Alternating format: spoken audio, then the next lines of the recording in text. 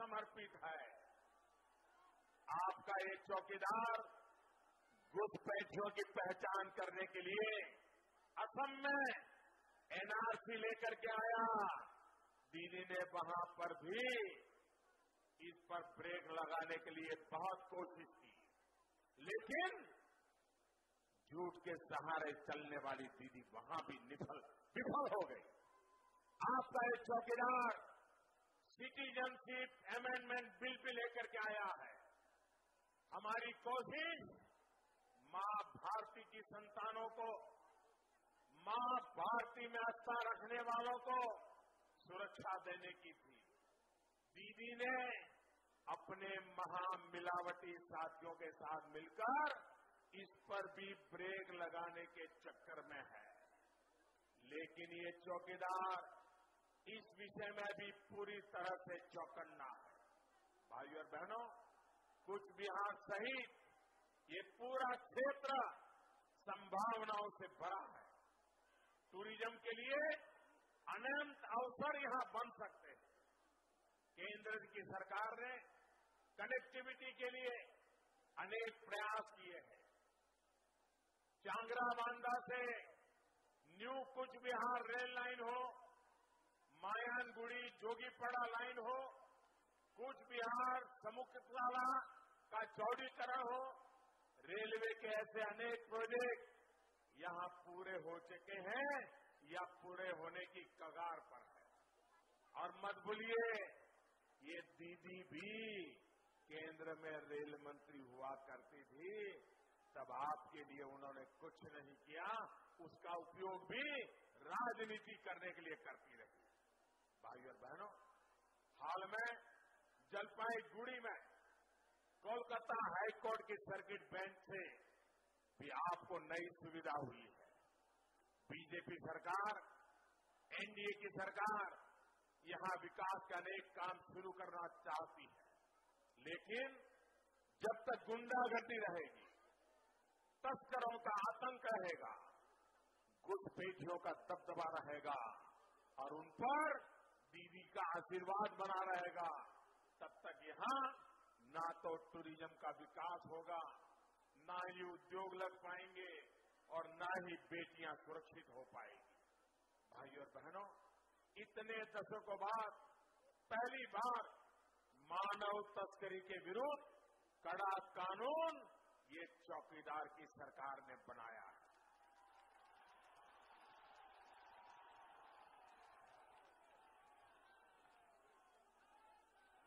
चौकीदार की सरकार आई तो पूरी शक्ति से पश्चिम बंगाल में इस कानून को लागू किया जाएगा। भाइयों और बहनों, बंगाल की जनता ने मन बना लिया है। अब बंगाल में न टोलागिरी चलेगी, न गुंडागिरी चलेगी। आपको किसी से डरने की जरूरत नहीं है। कोई आपका वोट छीन नहीं पाएगा। मैं बंगाल के भाजपा के कार्यकर्ताओं से भी कहूंगा, हौसला बना करके रखिए। जो लहर यहां उठी रही है, वो दीदी का तिलिस्म तोड़ करके ही रहेगी। अब आप और हम मिलकर एक ऐसा बंगाल बनाएंगे जो लेफ्ट और टीएमसी के गुंडा राज से मुक्त होगा। 2019 के चुनाव में हर बीजेपी उम्मीदवार को आप जो वोट देंगे, आपका वोट ये चौकीदार को मजबूत करेगा, यह देश को मजबूत करेगा। आप मुझे बताइए, देश मजबूत होना चाहिए कि नहीं होना चाहिए? देश मजबूत होना चाहिए कि नहीं होना चाहिए? मजबूत देश बनाने के लिए मजबूत सरकार होनी चाहिए कि नहीं होनी चाहिए? मजबूत सरकार के लिए मोदी को मजबूत करना चाहिए कि नहीं करना चाहिए? आप जब कमल के निशान पर बटन दबाओगे ना, तो आपका वोट सीधा सीधा मोदी के खाते में जाएगा।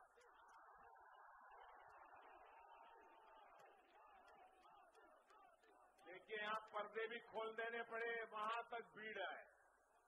यहां भी मेरी नजर न पहुंचे वहां तक लोग हैं, छत पर भी लोग खड़े हैं। दीदी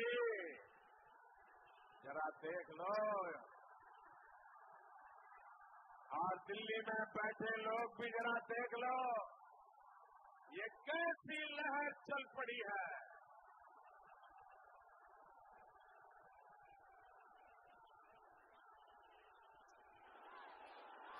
भाइयों बहनों, आप मेरे साथ एक नारा बोलेंगे। दीदी की नींद उड़ गई है, फिर भी जोर से बोलेंगे। मैं कहूंगा मैं भी, आप कहेंगे चौकीदार। मैं भी, मैं भी, मैं भी, मैं भी।